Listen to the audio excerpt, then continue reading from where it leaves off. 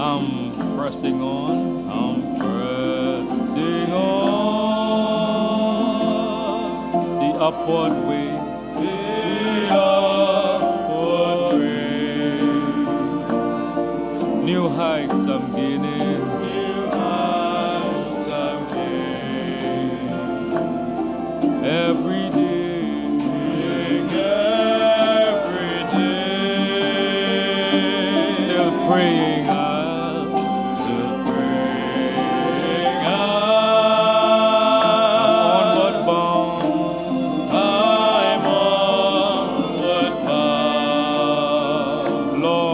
Plant my feet, Lord, plant my feet on higher ground, on higher ground. Lord, lift me up, Lord, lift me up. Let me stand, and let me stand.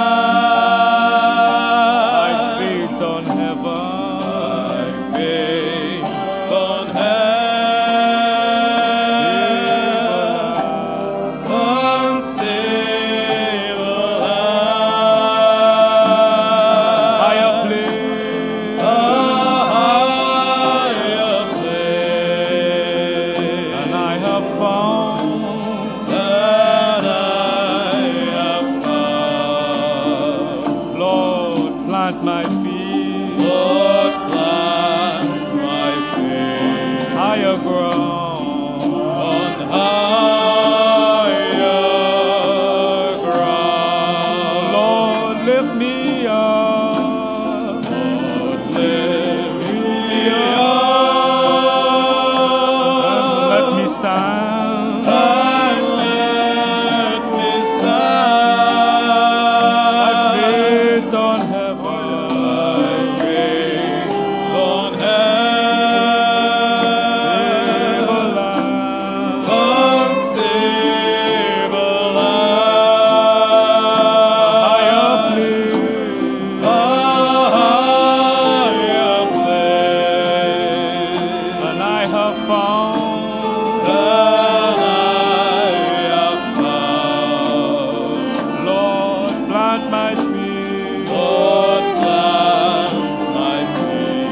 Higher ground, on higher ground. My heart has no desire, has no desire to stay, where doubts arise,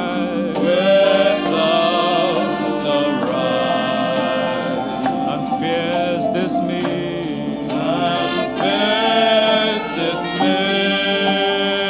though some may dwell,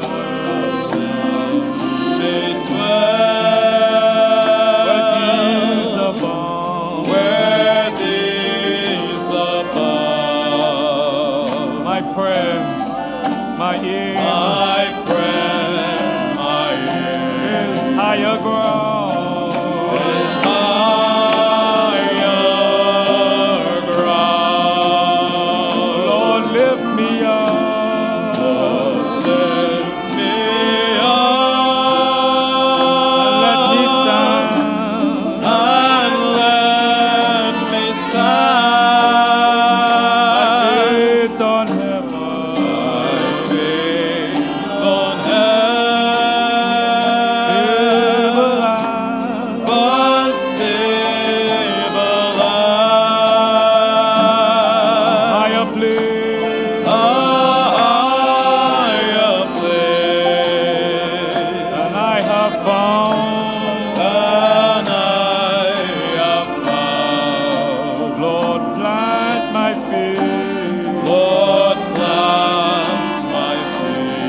Higher ground, on higher ground.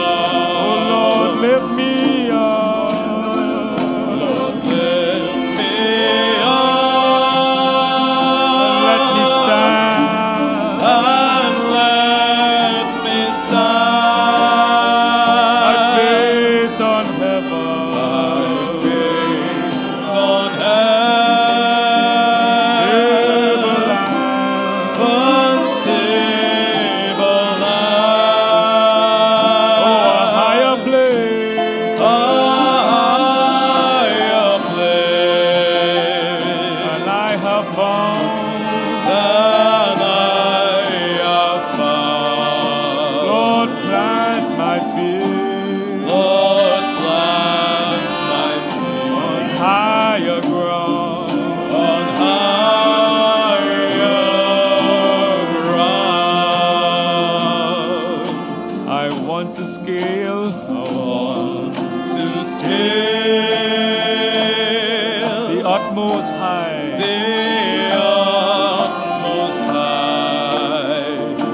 catch a gleam, and catch a gleam of glory bright, of glory bright.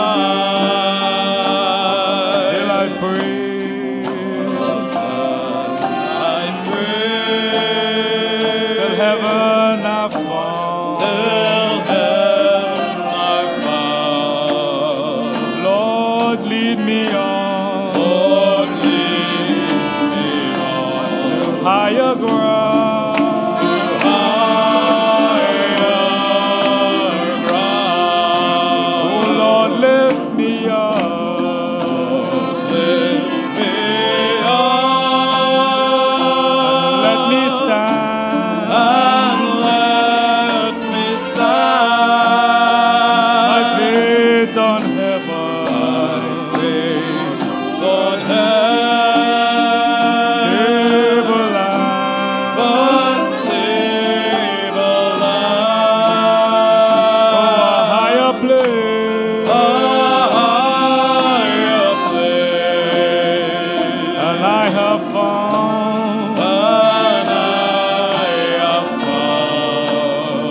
Lord, plant my feet, Lord, plant my feet on higher ground, on higher ground. Oh Lord, lift me up, Lord, lift me up, let me stand, Lord, and let me stand. My faith on heaven,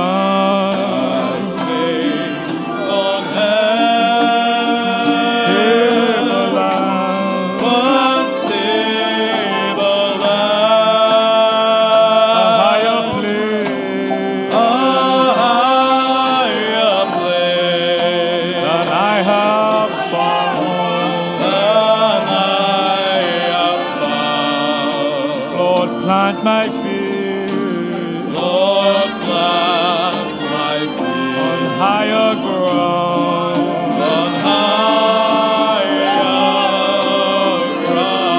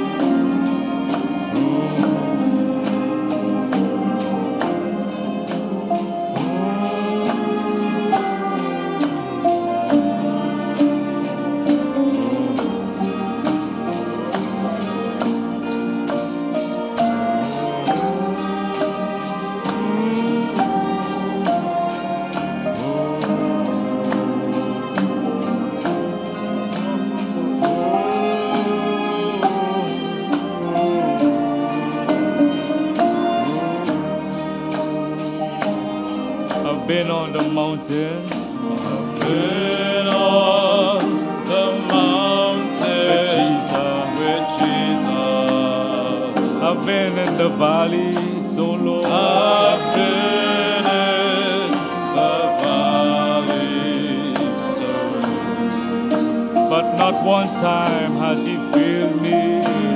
Not one time has he failed me.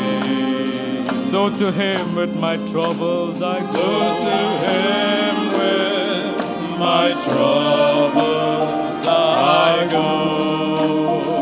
So let me walk with you. Let me walk with you, Jesus. Don't ever leave me alone. Don't ever leave me alone. For without you I could never. Without you, I could never. No, never make heaven my home. Oh, never make heaven my home. So let me walk with you, Jesus. Let me walk with you, Jesus. Oh, don't ever leave me alone. Don't ever leave me alone. For without you I could never. Without you, I could never. No, never make heaven my home. Don't never make heaven my home. Why carry your load any longer? Carry your load any longer. Why struggle alone with your care? Why struggle alone with your care? When arms that are greater and stronger Arms that are greater and stronger, awaiting your burdens to bear. awaiting your burdens to bear. So let me walk with you, Jesus. Let me walk with you, Jesus. No, never leave me alone. Don't ever leave me alone. For without you I could never. Without you, I could never. No, never make heaven my home. Don't ever make heaven my home. So let me walk with you. Let me walk with you, Jesus.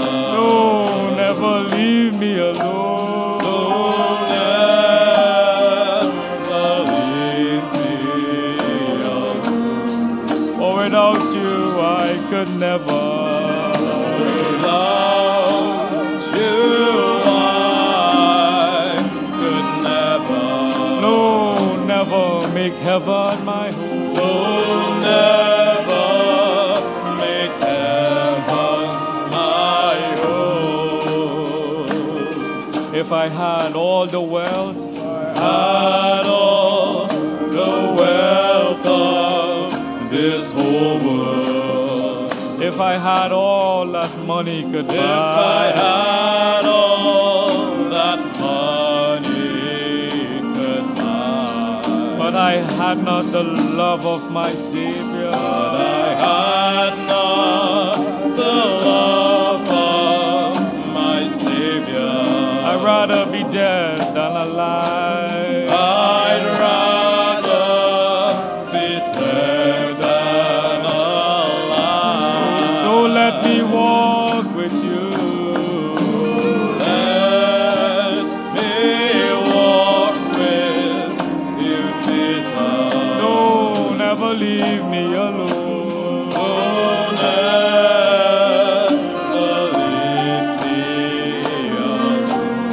without you I could never. Without you I could never. Oh, never make heaven my home. You'll never make heaven my home. So let me walk with you.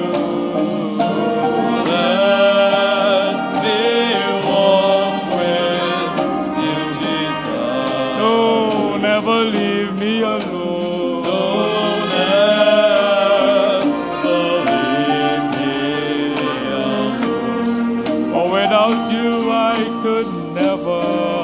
Without you I could never. No, never make heaven my home. You'll never make heaven my home.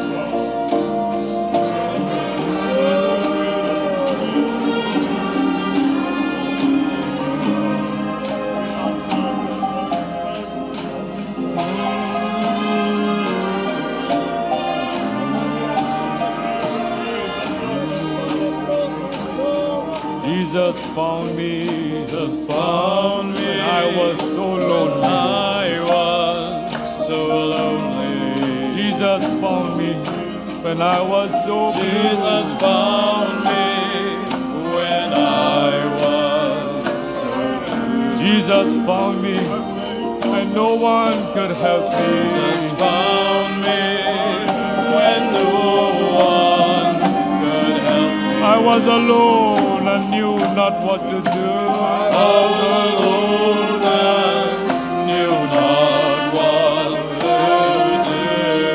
So let me walk with you. Let me walk with you, Jesus. Don't ever leave me alone. Don't ever leave me alone. Oh, without you I could never. Without you, I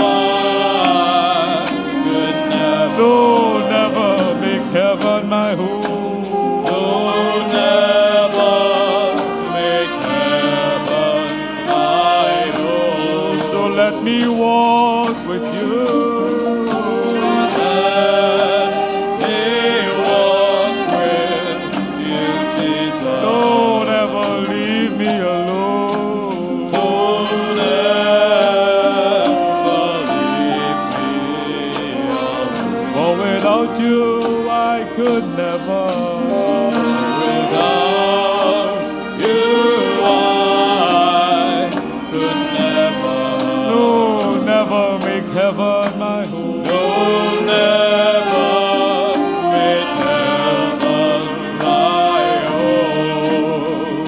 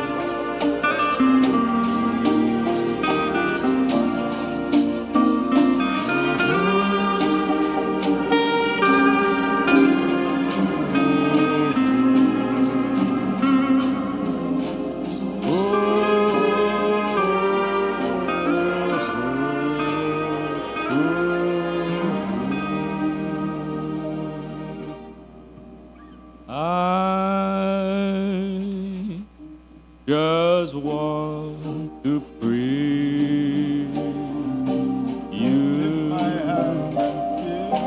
Lift my hands and say, I love you. You are everything to me, and I exalt your holy name. I exalt your holy name. I exalt your holy name on high. Oh, I just want to praise you. I just want to praise. Lift my and sing.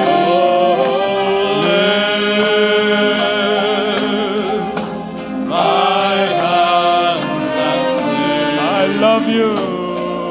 I love You are everything. you. Are everything to me. And I exalt. And I exalt your holy name. I exalt. I exalt your Holy name. I exalt.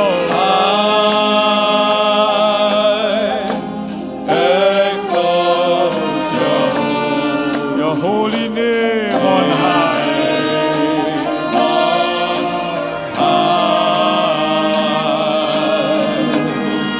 Oh yeah. I just want to praise you, Lord.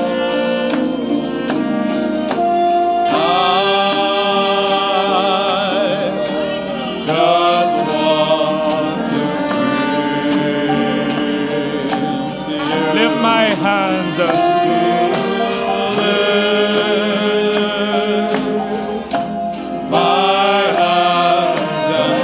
I love you. You are everything to me.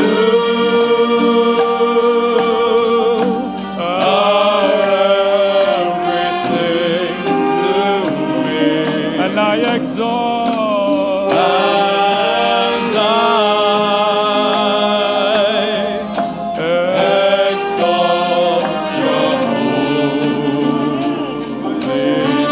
I exalt your holy name. I exalt.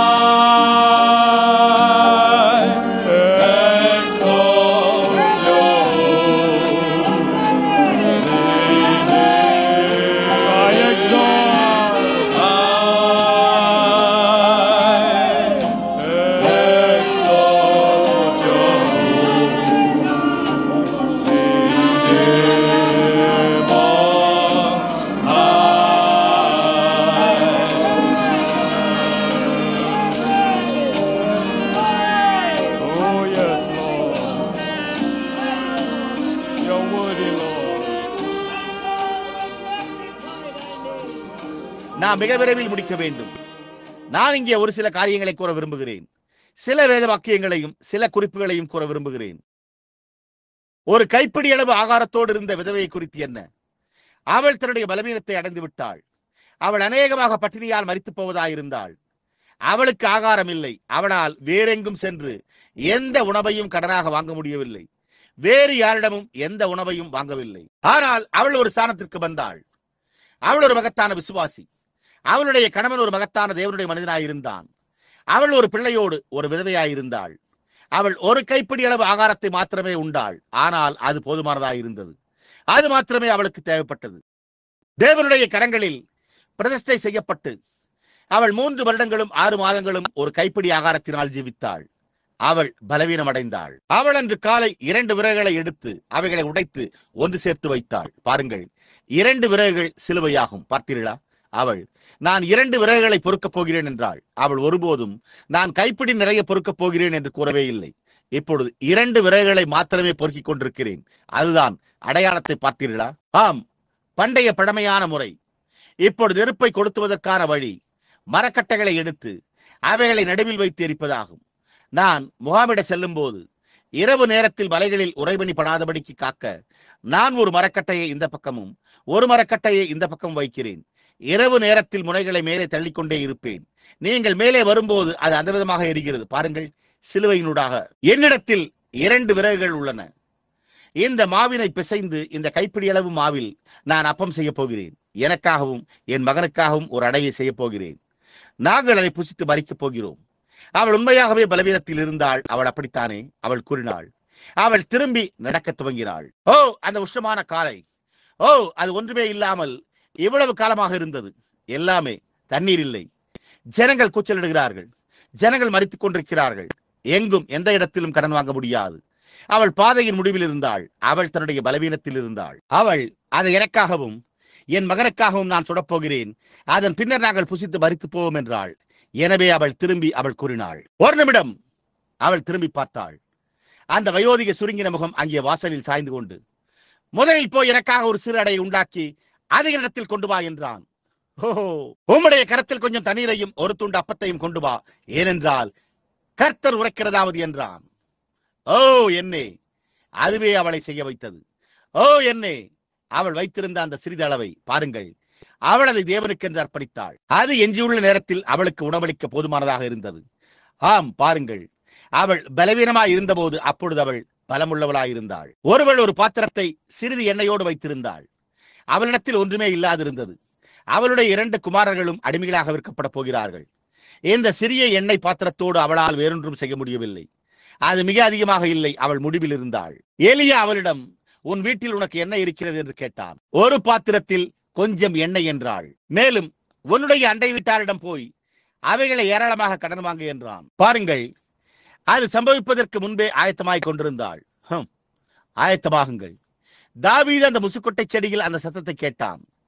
எலியா உள்ளங்கை அளவுள்ள ஒரு மேகத்தை கண்டு, நான் பெருமழையின் இரைச்சலை கேட்கிறேன் என்றான்.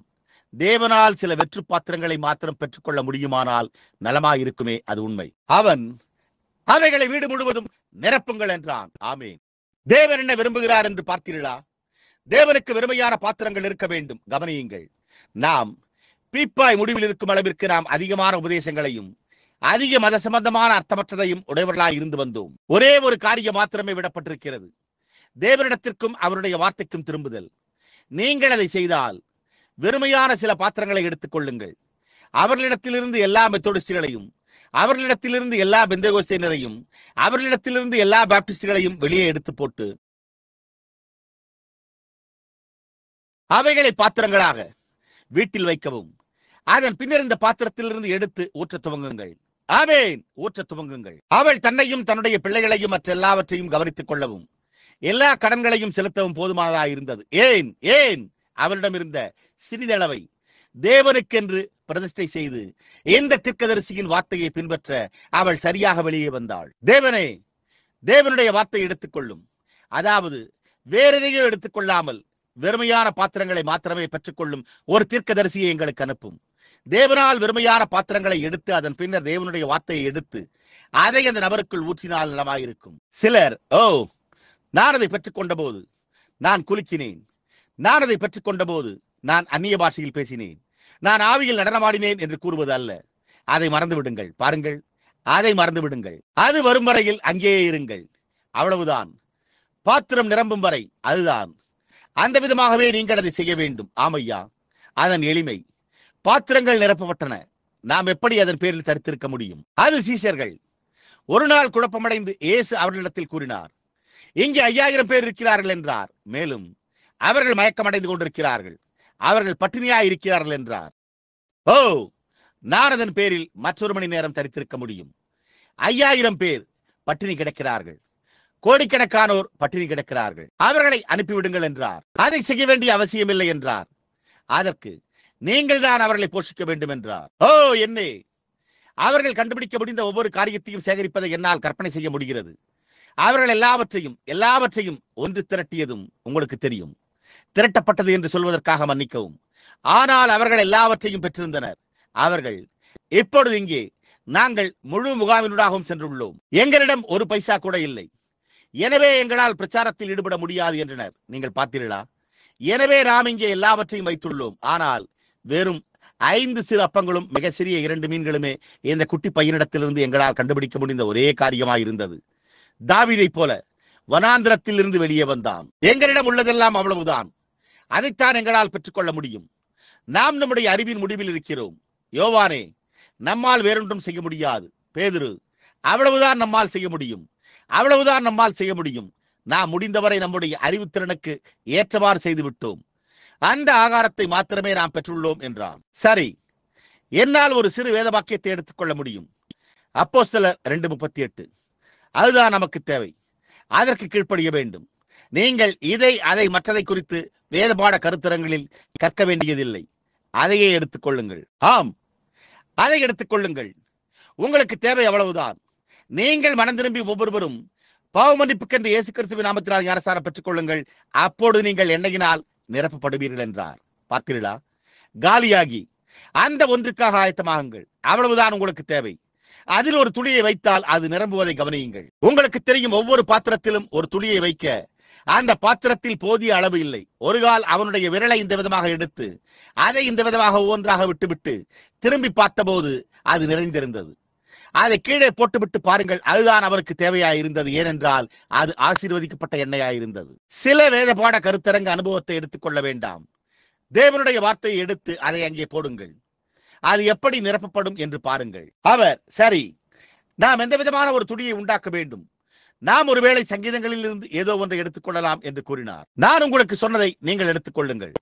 நீங்கள் மனம் திரும்பி பாவ மன்னிப்புக்கென்று இயேசு கிறிஸ்துவின் நாமத்தினால் ஞானஸ்நானம் பெற்றுக் கொள்ளுங்கள்.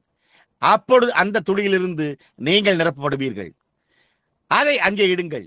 அப்பொழுது அந்த துளியிலிருந்து நீங்கள் நிரப்பப்படுவீர்கள். அதுவே பெந்தேகோஸ்தே நாளில் பேதுரு உபயோகித்த துளி. அந்த துளியைத்தான் பவுல் உபயோகித்தான். அந்த துளியைத்தான் எல்லா சீஷர்களும் உபயோகித்தனர். அதில் மீதமுள்ளவை சேர்க்கப்படும். நீங்கள் அந்த துளியை எடுத்து அதை தொடர்ந்து பின்பற்றினால் அதன் மீதியானது சரியாகிவிடும். பலவீனமடையுங்கள், வெறுமையாகுங்கள், எல்லாவற்றையுமே வெறுமையாக்குங்கள். அது முதற்கொண்டு அது தொடர்ந்து சொட்டிக்கொண்டே இருக்கும். எஞ்சியுள்ள சொட்டை தேவன் செய்வார். நீங்கள் அதை செய்யுங்கள். நீங்கள் உங்களுடைய முழங்காற்படியிட்டு உங்களுடைய முழு இருதயத்தோடு அதை ஏற்றுக்கொள்ளுகிறீர்கள். இப்பொழுதே உங்களுடைய இருதயத்தில் சொட்டிவிட்டு, தேவனே, நான் அதை என் முழு இருதயத்தோடு விசுவாசிக்கிறேன் என்று கூறுங்கள். தேவன் மீதியுள்ள சொட்டுகளை கவனித்துக் கொள்வார். அது நிரப்பப்படும். நீங்கள் பரிசுத்த ஆவியினால் நிரப்பப்படுவீர்கள். இப்பொழுது அவர்களிடம் 5 சிறு அப்பங்களும் 2 மீன்களும் இருந்தன. எனவே அவர்கள் என்ன செய்ய போவதாக இருந்தனர்? எனவே அவர்கள் வந்து, இவ்வளவுதான் நாம் ஒன்று சேர்க்க முடியும். நாம் முடிந்தவரை நம்முடைய அறிவுத்திறனுக்கேற்றவாறு செய்துவிட்டோம். நாம் வேறொரு அப்பத்துண்டை எங்குமே காண முடியாது. அங்கே யாருமே இல்லை. இந்த சிறு பையன் அநேகமாக சித்தரித்துக் கொண்டிருக்கிறான். சோம்பேறித்தனமாக விளையாடிக் கொண்டு இன்று காலை பள்ளிக்கு செல்ல புறப்பட்டு விட்டு பள்ளிக்கு செல்லாமல் இங்கு மீன் பிடிக்க சென்றான். நாங்கள் அவனை இங்கே சிற்றோடையில் கண்டுபிடித்தோம். அவன் பேசுவதை கேட்க வந்திருந்தான். மேலும் அங்கே அவன் 5 அப்பங்களை வைத்திருந்தான் என்றனர். அந்த சிறு பையனுக்காக தேவனுக்கு நன்றி செலுத்துங்கள். ஆமையா, மேலும் நாம் ஜீவனின் வரிசையில் நாம் பெற்றுள்ள ஒரே காரியம் இங்கே இந்த சிறு துளிதான் என்றனர். இயேசு, அது போதும், அவைகளை இங்கே கொண்டு வாருங்கள் என்றார். பார்த்தீர்களா? அதை இங்கே கொண்டு வாருங்கள். நான் அதை பெற்றுக் கொள்ளட்டும். அந்த சிறு துளியை நான் விட்டுவிடட்டும். மீதியை நான் பார்த்துக் கொள்வேன்.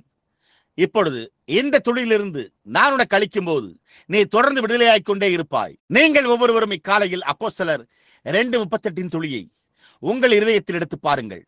அங்கிருந்து எடுத்து அவர் உங்களுக்கு ஜீவ அப்பத்தை பிற்க துவங்குவதை கவனியுங்கள். நீங்கள் மனம் திரும்பி உங்களுடைய பாவ மன்னிப்புக்கென்று இயேசு கிறிஸ்துவின் நாமத்தினால் ஞானஸ்நானம் பெற்றுக் கொள்ளுங்கள்.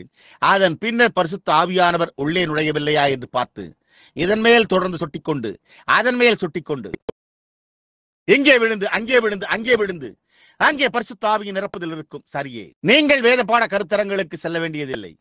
நீங்கள் புத்திசாலியாக இருக்க வேண்டியதில்லை. நீங்கள் செய்ய வேண்டிய ஒரே காரியம் உங்களுக்கு ஒன்றுமே தெரியாது என்பதை அடையாளம் கண்டுகொள்வதே ஆகும். தேவன் உங்களை பற்றி பிடித்துக் கொள்ளட்டும். அவர் மற்ற காரியங்களை கவனித்துக் கொள்வார். சரி, அப்பொழுது அந்த சத்தம் அவர்களை இங்கே கொண்டு வாருங்கள் என்றது. அதைத்தான் தேவன் இந்த காலையில் ஒரு கூட்ட வெறுமையான பாத்திரங்களை அவரிடத்தில் கொண்டு வர விரும்புகிறார். மீதியை அவர் பார்த்துக் கொள்வார். ஆமையா. குருடனான பர்த்திமேயு வாசல் அருகே அமர்ந்து கந்தை உடுத்தினவனாய் குளிரில் அவனுடைய பலவீனமான நேரத்தில் அவன் ஒரு சத்தத்தை கேட்டபோது அவனை இங்கே கொண்டு வாருங்கள் என்றார். அது உண்மை. அது சில நேரங்களில் அது உங்களுடைய பலவீனமான நேரமாயிருக்கும். அங்கே மரியாள் கல்லறையண்டை இருதயம் நொறுங்குண்டவளாயிருந்தாள். அவளுடைய குழந்தை, அவளுடைய மகன் கொல்லப்பட்டிருந்தார். எல்லா நம்பிக்கைகளும் அற்றுப்போய் இருந்தன. அவள் அவருக்கு தைலமிட சென்றாள். அவருடைய சரீரமும் கூட அங்கே இல்லை. அப்பொழுது அவள், ஸ்திரீயே, ஏன் அழுகிறாய் என்று ஒரு சத்தத்தை கேட்டாள். அவள், அவர்கள் என் ஆண்டவரை கொண்டு சென்று விட்டனர் என்றாள். பரிதாபமானவளான அவளுடைய பிள்ளை அவமானப்படுத்தப்பட்டிருந்தார். அவரை நிர்வாணமாக்கி அங்கே அவரை ஒரு சிலுவையில் தொங்கவிட்டு அவரை சிலுவையில் அறைந்து அங்கே அவரை ஆணியடித்தனர். பரிசுத்த ஆவியானவர் தன்மேல் நிழலிட்டு இந்த பிள்ளையை கொண்டு வந்தார் என்பதை அவள் அறிந்தபடியே அவர் தன்னை மேசியா என்று உரிமை கோரினார். அது தேவனுடைய பிள்ளையாயிருந்தது. அவள் அவருடைய கிரியைகளையும் எல்லாவற்றையும் கண்டிருந்தாள். பலவீனமான தருணத்தில் சரியாக பார்த்தாள். அங்கே இயேசுவானவர் தீமைக்கு எதிராக நின்றார். அந்த ஸ்தாபனங்களுக்கு எதிராக நின்று, அந்த பரிசேயர்களுக்கு எதிராக நின்றார். பலவீனம் அடைந்து தம்மை மரணத்துக்கு ஒப்புக் கொடுத்து நம்முடைய பாவங்களை சுமந்து சிலுவையின் மேல் ஒரு பாவியைப் போல மரித்தார். சங்கீதங்கள் அவர்கள் விசுவாசித்த அதே தீர்க்கதரிசிகள் நூற்றுக்கணக்கான ஆண்டுகளுக்கு முன்னர் மேற்கோள் காட்டியுள்ளனர். அவர் கல்வாரியில் கூறின அதே வார்த்தைகள். அவர்கள் அதை காணத் தவறினர். அவர்களுடைய மகத்தான சபை, என் தேவனே தாவீது, என் தேவனே ஏன் என்னை கைவிட்டீர் என்றான். சங்கீதம் 22. என்னுடைய எலும்புகளை எல்லாம் அவர்கள் என்னை நோக்கி பார்க்கிறார்கள், அவைகளில் ஒன்றும் முறிக்கப்படுவதில்லை. அவர்கள் தங்களுடைய தலையை அசைத்து, அவர் மற்றவர்களை நம்பியிருந்தார், அவர் மற்றவர்களை ரட்சித்தார், அவரால் தம்மை ரட்சித்துக் கொள்ள முடியவில்லை என்கின்றனர். தீர்க்கதரிசிகள் கூறியிருந்த எல்லா காரியங்களும் அங்கே இருந்தன. இயேசுவானவர் மரித்து அந்த வார்த்தையை பற்றிக் கொண்டு தம்மையே ஒப்புக் கொடுத்தார். தேவன் இம்மானுவேல் மிகவும் பலவீனமானவராகி அவர் தம்மை மரணத்துக்கும் கல்லறைக்கும் அவருடைய ஆத்மாவை பாதாளத்திற்கும் ஒப்புக் கொடுத்தார். பலவீனம், ஆனால் அதிலிருந்து முழுமையான சரணாகதி. அந்த ஈஸ்டர் காலையில் மிக தாழ்வில் இருந்து மேலே எழும்பி வந்தார். அவர் உன்னதமானவராய் இருந்து தாழ்ந்தவரானார். அவர் மிகவும் கீழ்த்தரமான ஜனங்களிடத்திற்கு வந்தார். மிகவும் கீழ்த்தரமான நகரத்திற்கு சென்றார். நகரத்திலேயே மிக குள்ளமான மனிதன் அவரை குனிந்து பார்க்க வேண்டியதாயிருந்தது. அங்கிருந்து மரணத்துக்கும், மரணத்திலிருந்து கல்லறைக்கும், கல்லறையிலிருந்து பாதாளத்துக்கும், மிக தாழ்வான நிலைக்கு, நினைத்து பார்க்கக்கூடிய மிக இழிவான நரகத்திற்கு அவர் அதற்கு சென்றார். ஆனால் அதன் பின்னர் அங்கிருந்து தேவன் அவரை எழுப்ப துவங்கினார். பரதீசினூடாக அங்கிருந்து கல்லறைக்கு, கல்லறையிலிருந்து மகிமைக்கு. எனவே அவர் பரலோகத்தை காணும்படி கீழ்நோக்கி பார்க்க வேண்டும். பரலோகத்தில் தம்முடைய சிங்காசனங்களை உயர்த்தினார். இருதயம் நொறுங்குண்ட அந்த தாய் இதை அறியாமல் அங்கே நின்று கொண்டு, அவர்களின் ஆண்டவரை எடுத்துக்கொண்டு போய்விட்டார்கள், எங்கே என்று எனக்கு தெரியாது என்றாள். அவளுக்கு எப்போதும் இருந்ததிலேயே மிகவும் பலவீனமான நேரம். அவளுடைய கர்த்தர் போய்விட்டார். அவர்கள் அவரை சிலுவையில் அறைந்திருந்தனர். அதே சமயத்தில் அவர் எங்கே அந்த ஜனங்களுக்கு முன்பாக அவரை நிர்வாணமாக தூக்கிலிட்டதன் அவமானத்தில் அவரை சிலுவையில் அறைந்து அவரை பக்கவாட்டில் ஈட்டியிட்டு ரத்தம் வடிய அவர் சிலுவையின் மேல் கூப்பிடுவதை கேட்டு பூமி அசைவதை கண்டு முழு பரலோகமும் அவர் மரித்ததை அடையாளம் கண்டு கொண்டது. அவரை கீழே விரைத்து போய் குளிர்ந்து போய் கல்லறையில் கிடத்தினர். அவள், என்னுடைய அருமை பிள்ளைக்கு நான் செய்யக்கூடிய கடைசி மரியாதை என்னவெனில் வந்து அவருக்கு தைலமிடுதல். இப்பொழுது அவர்கள் அவரை கொண்டு சென்று விட்டனர் என்று எண்ணினாள். அவள் அங்கே நின்று கொண்டு அழுது கொண்டிருந்தாள். அந்த சிறிய தாய் அங்கே நின்று கொண்டு அழுது கொண்டிருந்தாள். ஓ, மிகவும் பலவீனமான தருணம். அவளுக்கு பின்னால் இருந்த சத்தமோ, ஸ்திரியே நீ ஏன் அழுகிறாய் என்பதாயிருந்தது. அது கல்லறையின் பாதுகாவலர் என்று அவள் எண்ணி, ஓ, அவர்கள் கொண்டு சென்று விட்டனர் என்றாள். அவளால் திரும்பவும் கூட முடியவில்லை. அவள் மிகவும் பலவீனமாக இருந்தாள். அவள், நான் இப்பொழுது இந்த 3 பகலும் இரவும் விழித்திருந்து வருகிறேன். நான் நின்று சிலுவையில் அறையப்படுதலை கவனித்தேன். தேவகுமாரன் என்று நான் அறிந்துள்ள என்னுடைய சொந்த அன்பானவரை நான் கவனித்துக் கொண்டிருந்தேன். அவர் இருந்தார் என்பதை நான் அறிவேன். அதே சமயத்தில் அவர்கள் என்றாள். வேறு பக்கமாக நோக்கி பார்க்கையில் அவரும் பின்னால் இருக்கிறார். அவர்கள் அவரை கொண்டு போய் சிலுவையில் அறைந்தனர். அவர் மரித்தோரை கல்லறையிலிருந்து உயிரோடு எழுப்பியதை நான் கண்டேன். அவர் அற்புதங்களுக்கு பின் அற்புதங்களை செய்வதை நான் கண்டேன். நான் பரிசுத்த ஆவியை அறிந்திருக்கிறேன். தேவன் என் இருதயத்தை அறிந்திருக்கிறார். நான் குற்றமற்றவனாயிருந்தேன். புருஷனையும் அறியாமல் பரிசுத்த ஆவியானவர் எனக்கு அந்த குழந்தையை தந்தார்.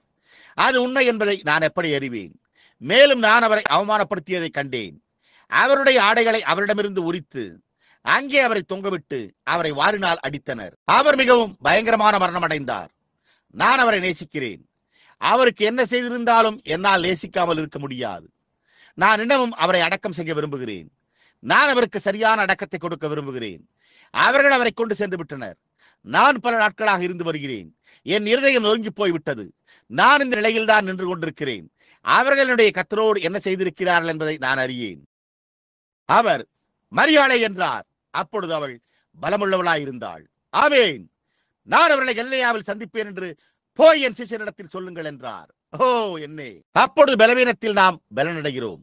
நீங்கள் பலவீனமாய் இருக்கும் பொழுது அப்பொழுதுதான் நீங்கள் பலனடைவீர்கள். பேதுரு அங்கே மீன் பிடித்துக் கொண்டிருந்த பிறகு அவனுடைய தொழில் மீன் பிடிப்பதாக இருந்தது. நான் அவனுடைய தொழிலை ஒரு விதமாக விரும்புகிறேன். எனவே அவன் அங்கே மீன் பிடித்துக் கொண்டிருந்தான். அவன் மிகவும் சோர்வடைந்து அவன் கிறிஸ்துவை மறுதலித்திருந்தான் என்பதை அறிந்திருந்தான். ஓ என்னே, தீர்க்கதரிசி அங்கு நின்று, பேதுருவே, நீ என்னை நேசிக்கிறாய் என்று நீ கூறுகிறாயா என்று அவனிடம் கூறுவதை கேட்டேன். அவன், ஓ கர்த்தாவே, நான் உம்மை நேசிக்கிறேன் என்பதை நீர் அறிவீர் என்றான். அவன், நான் உம்மை நேசிக்கிறேன். நான் உமக்காக மரிக்கவும் ஆயத்தமாயிருக்கிறேன் என்றான். அவர், பேதுருவே, நீ அதை பொருட்படுத்தி கூறுகிறாய் என்று நீ நினைக்கிறாய். ஆனால் நீயோ என்னை 3 தடவை மறுதலிப்பாய். சேவல் 3ஆம் முறை கூவுவதற்கு முன்னே நீ என்னை மறுதலிப்பாய். பாருங்கள், சேவல் கூவுவதற்கு முன்னமே நீ என்னை 3 தடவை மறுதலிப்பாய் என்றார். அப்பொழுது அது நிறைவேறுவதை காணும் போது அவன் அங்கே நின்று, எனக்கு அவரை தெரியாது, இல்லை, அங்குள்ள பெந்தேகோஸ்துக்களை குறித்து எனக்கு ஒன்றுமே தெரியாது என்றான். பிரசங்கிப்பதை விட்டுவிட இது நேரமல்ல. என் கைகடிகாரம் ஏதோ செய்கிறது, பாருங்கள், எனக்கு தெரியும் என்றார். நான் இப்பொழுது நிறுத்த வேண்டும், ஆனால் என்னால் இந்த நேரத்தில் நிறுத்த முடியாது. பாருங்கள், எனவே நான் இதை ஒரு நிமிடத்தில் முடிக்க வேண்டும். மேலும் நான் அவரை மறுதலிப்பதை நான் அறிவேன். பிலாத்துவின் முன்னிலையில் நான் அவரை மறுதலித்தேன். அந்த சிறிய ஸ்திரீ என்னிடத்தில் வந்து, நீர் அவர்களில் ஒருவராய் இருக்கவில்லையா என்று கேட்டபோது நான் அவரை மறுதலித்தேன். இல்லை, சபிக்கவும் கூட செய்து விட்டேனே. ஓ, அவன் ஒரு பயங்கரமான நிலையில் இருந்தான். அவன் அவரை மறுதலித்தான். இயேசு நின்று நோக்கி பார்ப்பதை அவன் கண்டிருந்தான். அப்பொழுது சேவல் கூவிய போது பேதுருவை நோக்கி பார்த்தார். அவன் வெளியே சென்றான். ஓ, அவன்தானே திடனற்று போய், நான் ஏன் இனிமேல் உயிரோடு இருக்க வேண்டும் என்று கேட்டான். அதன் பின்னர் அது மட்டுமின்றி அவன், நான் திரும்பி சென்று மீண்டும் மீன்பிடிக்க செல்லலாம் என்று நான் நினைக்கிறேன். என்னால் இனி பிரசங்கிக்க முடியாது. எனவே நான் திரும்பி சென்று மீன்பிடிக்க துவங்குவேன் என்று கூறினான். அவன் இரவு முழுவதும் தன்னுடைய வலைகளை வீசி எறிந்தும் மீன் கிடைக்கவில்லை. அவன் ஒரு பலவீனமான நிலையில் இருந்தான். அவனிடம் ஒன்றுமே இல்லாதிருந்தது. தான் திடனற்று போய் தன்னுடைய திறமைகளின் முடிவை அடைந்தான். பாருங்கள், அவன் தன்னை ஒரு மகத்தான மனிதன் என்று எண்ணி பிரதான ஆசாரியனுடைய மகனின் காதுகளை இந்த விதமாக வெட்டிவிட்டான். பாருங்கள், அவன் ஒரு மகத்தான நபர் என்று அவன் நினைத்தான். அவன் ஏதோ ஒன்றை கற்றுக்கொண்டான் என்பதை நீங்கள் அறிவீர்கள்.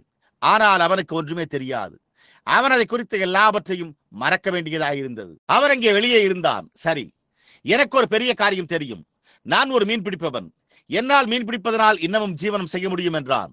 அவன் இரவு முழுவதும் வலையை எறிந்தும் ஒன்றும் கிடைக்கவில்லை. ஓஹோ, என்னே ஒரு சோர்வு! ஒவ்வொரு முறையும் அவன் வலையை இழுக்கும் போது ஒரு வெறுமையான வலையே இருந்தது. அவன் மிகவும் சோர்வுற்றிருந்தான். அவன் மிகவும் பலவீனமான நிலையில் இருந்தான். நான் இந்த படகிலிருந்து குதிக்க வேண்டும் என்று உணர்கிறேன். எப்படியாயினும் நான் ஒன்றுக்கும் பயனில்லை என்றான். அதற்கு அவர், பிள்ளைகளே, உங்களிடம் மீன் உண்டா என்று கேட்டார். கரையை நோக்கி பார்த்தபோது அங்கே ஒரு மனிதன் நின்றார். அப்பொழுது அவன், இல்லை, நாங்கள் இரவு முழுவதும் பிரயாசப்பட்டு ஒன்றும் அகப்படவில்லை. நான் ஒரு மீனவன் என்றே எண்ணி இருந்தேன் என்றான். சீமோனே, அது நீதானே? ஆம், பாருங்கள், நான் இரவு முழுவதும் பிரயாசப்பட்டு ஒன்றும் அகப்படவில்லை. ஓ, நான் இங்கே எங்களிடம் மீன்கள் இல்லை என்றனர். அதற்கு அவர், சரி, உன் வலையை மறுபுறத்தில் போடு என்றார். நாம் செய்துவிட்டோம். என்ன? அப்பொழுது அவன், அப்புறத்திலா? நாங்கள் அதை செய்து கொண்டிருக்கிறோம். அதை மறுபுறத்தில் போடுங்கள். அவன் தன்னுடைய வலைகளை வீசி அவன் இழுத்தான். அப்பொழுது அவன் பலமுள்ளவனானான். ஓ, என்னே! அவன் தன்னுடைய பழைய மீனங்கியை எடுத்து அதை அவனை சுற்றி போட்டுக்கொண்டு, சகோதரர்களே, அது யார் என்றான். அவர்கள் தங்களால் இயன்றவரை வேகமாக படகுகளை ஓட்டி செல்லும் முன்னரே அவன் மற்றவர்களை கடந்து கரையில் சேர்ந்து விட்டான். அவன் ஒரு மீன் அங்கியுடன் அவர்களை கடந்து கரையை அடைந்தான். ஏன்? அவன் பலமுள்ளவனாய் இருந்தபோது அவனால் ஒன்றுமே செய்ய முடியவில்லை. ஆனால் அவன் பலவீனம் அடைந்த போது அப்பொழுது அவன் பலமடைந்தான். ஆமையா! ஓ, வெறுமையான மானிட பாத்திரங்களை எடுத்து அவைகளை கொண்டு உலகத்தை அசைப்பதே தேவனுடைய தலைமை திறம். இப்பொழுது நாம் சிறிது நேரம் சென்று பார்ப்போம். பெந்தேகோஸ்தே போல அவர் என்ன செய்தார்? அவர்கள் அனைத்தையும் வெறுமையாக்கிட 10 நாட்கள் பிடித்தன. ஆனால் அவர்கள் யாவரும் தங்களுடைய பாத்திரங்கள் மேலே திரும்பி இருந்த நிலையில் அங்கே நின்று கொண்டிருந்த போது தேவன் தாமே எடுத்து அவர்களை நிரப்பினார். அவ்வளவுதான். அவர்கள் உலகத்தை அசைத்தனர், தம்மை அவர்களுக்குள் ஊற்றினார். அதுவே இன்றைய தேவையாய் உள்ளது. இன்றைக்கு அதுதான் நமக்கு தேவை, வெற்று பாத்திரங்கள். ஆமையா! அப்பொழுது தேவனால் அவைகளை நிரப்ப முடியும். நீங்கள் அவைகளை எடுத்துக்கொள்ள முடியாது. நான் இங்கே நிறைய விட்டுவிட வேண்டும். அவைகள் ஏற்கனவே நிரப்பப்பட்டிருக்கும் வரையில் தேவனால் அவைகளை உபயோகிக்க முடியாது. நீங்கள் இறையியல் பயிற்சியினால் நிறைந்திருந்தால் தேவனால் உங்களை உபயோகிக்க முடியாது. தேவன் வெறுமையான பாத்திரங்களை உடையவராய் இருக்க வேண்டும். எனவே அவர் அவைகளை நிரப்ப முடியும். இப்பொழுது எலியா போய் சில பாத்திரங்களை வாங்கி ஏராளமான எண்ணெயை கடன் வாங்கி அதன் பேரில் ஒரு நல்ல விற்பனை விலையை நம்மால் பெற்றுக்கொள்ள முடியவில்லையா என்று நாம் பார்ப்போம். நீங்கள் இன்னும் கொஞ்சம் அதிகமாக பெற்றுக்கொண்டால் நீங்கள் அண்டை விட்டாருக்கு அதை போன்று திருப்பிக் கொடுக்கலாம் என்று கூறவில்லை. அவன், வெறுமையான பாத்திரங்களை எடுத்துக் கொள்ளுங்கள், அது மாத்திரமே உங்களுக்கு தேவை என்றான். அதுதான் பெந்தேகோஸ்தே நாளில் இருந்தது. தேவன் அவர்களை நிரப்பும்படியாக அவர்கள் வெறுமையான பாத்திரங்களை உடையவர்களாய் இருந்தனர். சகோதரனே, இந்த நாள் அதை கோருகிறது. இந்த நாள் அதை பெற்றுக்கொள்ள வேண்டும். நாம் அதை பெற்றுக்கொள்வோம் அல்லது அழிந்து போவோம். நான் இப்பொழுது முடிக்கப் போகிறேன். கவனியுங்கள். நாம் அதை பெற்றுக்கொள்ள வேண்டும் அல்லது அழிந்து போக வேண்டும். ஆமையா, நாம் பெற்றுள்ள பெரிய மத சம்பந்தமான எந்திரங்கள், பெரிய சபை எந்திரங்கள் கரிமல வாயு படிந்து விட்டன. அது அவர்களுக்குள் ஒரு ஆவிக்குரிய தரங்களை பெற்றுள்ளது. சகோதரன் காலின்ஸ் மற்றும் சகோதரன் நிக்கர்சன் இங்கெங்கோ இருக்கிறார்கள். எந்திர கைப்பிடி தண்டு மோசமாக உள்ளது என்று நான் நினைக்கிறேன். ஏதோ தவறு நடந்துள்ளது. அவர்கள் தவறான விதமான எரிபொருளை உபயோகிக்கிறார்கள். அது முழுவதும் கரிமல வாயு தூளினால் நிரப்பப்பட்டிருக்கிறது. அவர்கள் பரிசுத்த ஆவியானவருக்கு பதிலாக வேத பாட கருத்தரங்க அனுபவத்தை பயன்படுத்துகின்றனர். தேசத்தின் நம்முடைய மகத்தான எழுப்புதல்கள், நம்முடைய மகத்தான மனிதர், நம்முடைய சுகமளிக்கும் கூட்டங்கள் யாவும் தோல்வியடைந்துள்ளன. அது தோல்வியடைந்துள்ளன என்பதை நாம் அறிவோம். நம்முடைய உன்னதமான சுவிசேஷகரான பில்லி கிரஹாம் தேசத்தை முன்னும் பின்னுமாக கடந்து வந்ததை பாருங்கள். அதனால் என்ன பயன்? ஓரல் ராபர்ட்ஸ் சுகமளிக்கும் கூட்டங்கள் எங்கும் நடைபெற்று வருகின்றன. அது எல்லா நேரத்திலும் மோசமான ஆகிக்கொண்டே வருகிறது. ஏனென்றால் அவையாவும் பாப்டிஸ்ட், பிரெஸ்பிடேரியன், தேவனுடைய சபை கூட்டங்கள், இந்த வித்தியாசமான ஸ்தாபனங்கள் யாவும் ஒன்று சேர்ந்துள்ளது. அது என்ன? ஒரு மகத்தான பெரிய மத சம்பந்தமான எந்திரம். தேவனதை உங்களுக்காக முழுவதும் கரிமல வாயு தூளினால் நிரப்பியிருக்கிறார். இப்பொழுது அவள் சக் பம் பம் பம், சக் பம் பம் பம் என்று இங்கும் அங்கும் சிறிது சிறிதாக சத்தமிட்டுக் கொண்டிருக்கிறாள். அவள் முடிந்து விட்டாள். எரிபொருள் தீர்ந்து விட்டது. நீங்கள் அதில் தண்ணீரை ஊற்றினீர்கள். எல்லாமே அற்று போய்விட்டன. ஆமையா, இருபுறமும் டயர்கள் பள்ளமாகிவிட்டன. நாம் ஒரு பயங்கரமான நிலையில் இருக்கிறோம். மத சம்பந்தமான எந்திரம் நின்று விட்டது. மேலும் சகோதரனே, நரகத்தின் மூடி திறக்கப்பட்டு விட்டது. அது உண்மை. எல்லா இடங்களில் இருந்தும் பிசாசுகளின் சக்திகள் கொட்டப்படுகின்றன. அது தேசங்களை ஜெயங்கொண்டு விட்டது. அது ஆழமாக அழுகி போகும் அளவிற்கு அது அரசியலை ஜெயங்கொண்டு விட்டது. அவர்கள் ஸ்தாபனத்தை தவிர வேறொன்றையும் அறியாத வரைக்கும் அது சபைகளை ஜெயங்கொண்டுள்ளது. நீங்கள் ஒரு கிறிஸ்தவரா என்று கேட்கலாம். நான் ஒரு மெத்தோடிஸ்ட். நீங்கள் ஒரு கிறிஸ்தவரா? நான் ஒரு பெந்தேகோஸ்தேக்காரன். அது ஒரு பன்றியாகவோ குதிரையாகவோ அல்லது ஏதோ ஒன்றாகவோ இருப்பதை காட்டிலும் நான் அன்றொரு நாள் கூறினது போல இதற்கு மேல் அர்த்தமில்லை. அதற்கு இதனோடு எந்த சம்பந்தமும் கிடையாது. நீங்கள் மறுபடியும் பிறந்து பரிசுத்த ஆவியினால் நிரப்பப்படும் போது நீங்கள் ஒரு கிறிஸ்தவராயிருக்கிறீர்கள். அதுவரை இல்லை. நீங்கள் முழுமையாக ஆவியானவருக்கு ஒப்புக் கொடுக்கப்படுகிறீர்கள். நீங்கள் ஆவிக்கு ஒப்புக் கொடுக்கப்படவில்லை என்றால் அப்பொழுது நீங்கள் மறுபடியும் பிறக்கவில்லை. நீங்கள் பரிசுத்த ஆவியை பெற்றிருக்கவில்லை. நீங்கள் அந்நிய பாஷைகளில் பேசலாம், நடுங்கலாம், குதித்து ஓடலாம், எல்லா விதமான பவுல் என்றால் விசுவாசத்தினால் மலைகளை பெயர்க்க முடியும். என்னால் வியாதியஸ்தரை சுகப்படுத்த முடியும். என்னால் வேதாகமத்தை அறிந்திருக்க முடியும். நான் ஒரு வேதாகம கருத்தரங்கிற்கு சென்று இந்த காரியங்கள் எல்லாவற்றையும் ஒவ்வொரு காரியத்தையும் கற்றுக்கொள்ள முடியும் என்று கூறி நான் இன்னும் ஒன்றுமில்லையே என்றான். அல்லேலூயா. ஓ என்னே, கெட்டியின் மூடி திறப்பது போலவே பிசாசுகள் சுற்றித் திரிகின்றன. பிசாசின் வல்லமைகள் கிறிஸ்தவ மார்க்கம் என்ற பெயரோடு வேதாகமத்தை மாத்திரம் விட்டுவிட்டு வேத சாஸ்திர உபதேசங்களை, மனுஷனுடைய கற்பனைகளை உபதேசங்களாக போதிக்கிறவர்களாக இருக்கிறார்கள்.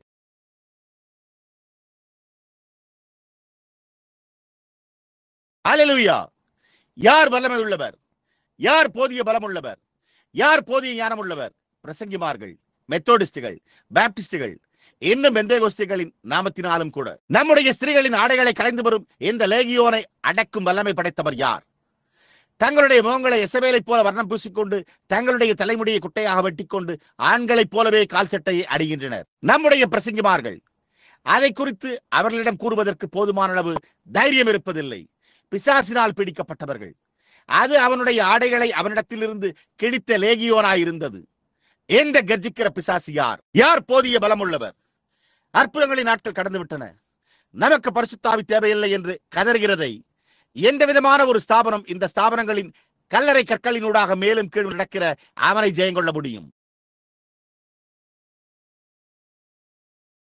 அந்த பிசாசை யார் அடக்க முடியும்?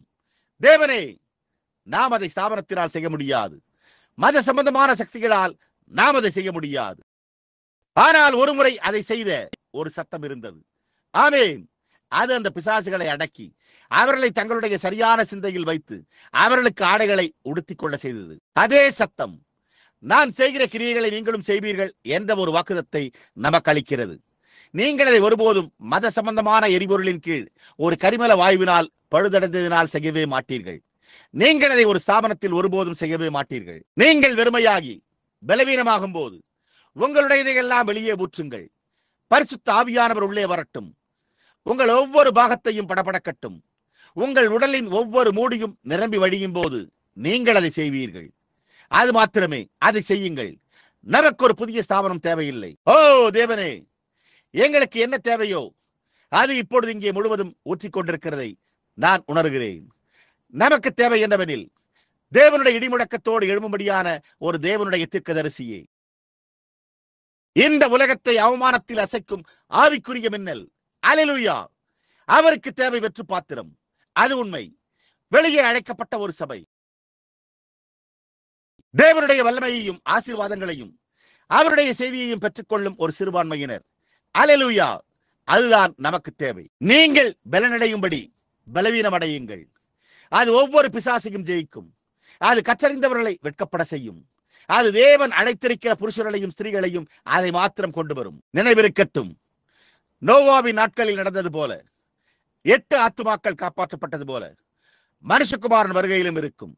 எலியாவின் நாட்களில் 7000 பேர் மாத்திரமே அதை பெற்றிருந்தனர். ஓ, நாம் இப்பொழுது எங்கே வாழ்ந்து கொண்டிருக்கிறோம் என்பதை சற்று சிந்தித்து பாருங்கள். யோவான் காட்சியில் வந்தபோது அந்த சிறு சபை நிச்சயமாகவே சிறுபான்மையினராக இருந்தது. ஆனால் எண்ணெயை ஊற்றுவதற்கு காலியான பாத்திரங்கள் இருந்தன. அல்லேலூயா. தேவனே, நாங்கள் எங்களை வெறுமையாக்க கடவோம். நண்பர்களே, வெறுமையாகுங்கள், பலவீனம் அடையுங்கள், உங்களுடைய சொந்த திறமையை மறுதலியுங்கள்.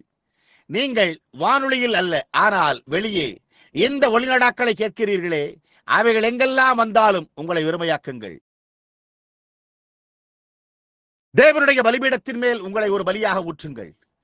தூதன் ஒரு அக்கினி திரளோடு வந்து அந்த பாண்டத்தை சர்வ வல்லமையுள்ள தேவனுடைய வல்லமையினால் நிரப்பட்டும். பெற்றுக்கொள்ளுங்கள். அப்பொழுது அவர் உங்களை பலப்படுத்தி நீங்கள் நிலை நிற்க அவர் கிருபை அளிப்பார்.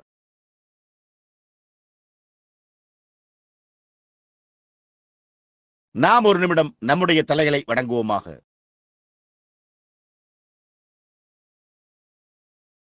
ஓ கர்த்தாவே, மற்றொரு ஞாயிறு காலை கடந்து விட்டது.